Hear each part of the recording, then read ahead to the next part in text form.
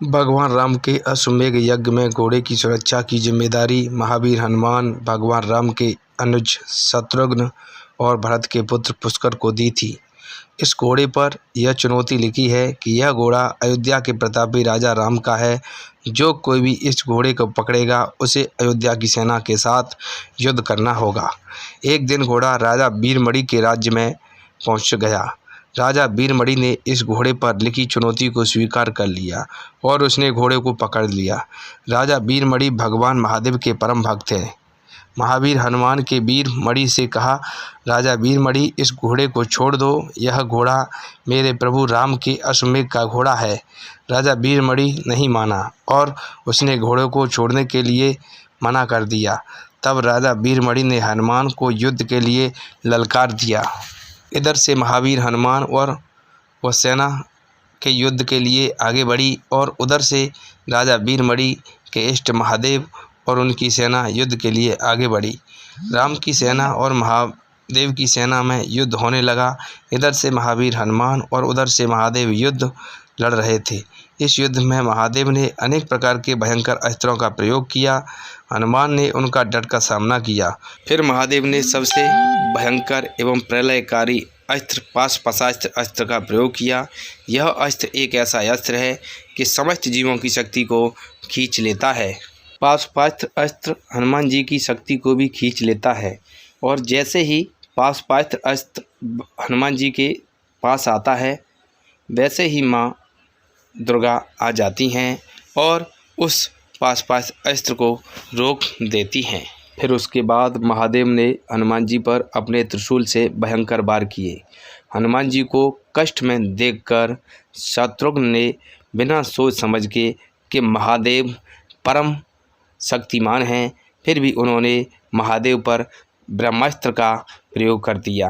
ब्रह्मास्त्र के वार को रोकने के लिए हनुमान जी महादेव के सामने आ गए। जैसे ही हनुमान जी महादेव के सामने आए तो महादेव ने उनको हटा दिया और ब्रह्मास्त्र को वह निगल गए। ब्रह्मास्त्र को निगलने के बाद महादेव ने नटराजन का रूप धारण कर लिया। उसके बाद महादेव का क्रोध जागने लगा और महादेव का तीसरा नेत्र खुलने ही वाला था। तब उनके इष्ट प्रभु श्री राम उनके समक्ष युद्ध में पहुंच गए। भगवान राम ने कर्पूर गौरम करुणावतारम संसार सारम भुजगेंद्रहारम सदा वसंतम हृदयारविंदे भवम भवानी सहितम नमामि नामक मंत्र का जाप किया, जिससे भगवान महादेव का क्रोध शांत हो गया। भगवान राम ने महादेव को प्रणाम किया और महादेव ने भी श्री राम को प्रणाम किया। महादेव बोले, हे मेरे इष्ट, अगर आप कहो तो मैं इस युद्ध को रोक दूं। इतने में ही महाराज वीरमणि बोले, हे प्रभु, आप क्या कर रहे हो? मेरी भक्ति यूँ ही चली गई। मेरी भक्ति किस काम की प्रभु? तो महादेव ने बोला, बोलिए महाराज वीरमणि, क्या करना है? तो महाराज वीरमणि ने कहा, इस अयोध्या प्रतापी राम के अश्वमेध यज्ञ के अश्व को नष्ट कर दो प्रभु, इस अश्व को नष्ट कर दो। तो भगवान कहा, तुम किस अयोध्या प्रतापी राम की बात कर रहे हो? तो जैसे ही उस महाराज वीरमणि ने राम की तरफ इशारा किया तो श्री राम में अपने प्रभु महादेव दिखाई दिए। फिर उसके बाद उन्होंने हनुमान की ओर देखा तो हनुमान में महादेव और श्री राम दोनों दिखाई दिए। महादेव ने राजा वीरमणि से कहा, वीरमणि, मैं किस रूप के साथ युद्ध करूं?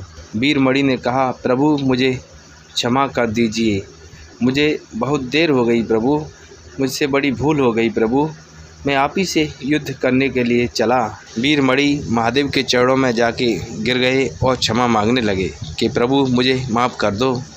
उसके बाद राजा वीरमणि ने प्रभु श्री राम से भी क्षमा मांगी और कहा, प्रभु आप मुझे क्षमा कर दीजिए, मैं आपकी शरण में रहना चाहता हूँ प्रभु, मुझे अपने अधीन कर लो प्रभु। प्रभु ने कहा, हम सब मिलकर कार्य करेंगे राजा वीरमणि।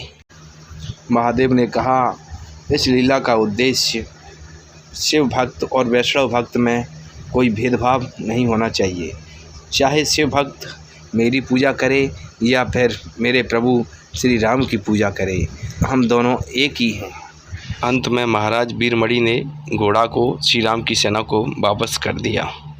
दोस्तों, अगर आपको हमारा वीडियो अच्छा लगे तो प्लीज़ लाइक एवं सब्सक्राइब जरूर करें। अगर आप महादेव और प्रभु श्री राम के परम भक्त हैं या फिर हनुमान के, तो कमेंट में जय श्री राम या हर हर महादेव अवश्य लिखें।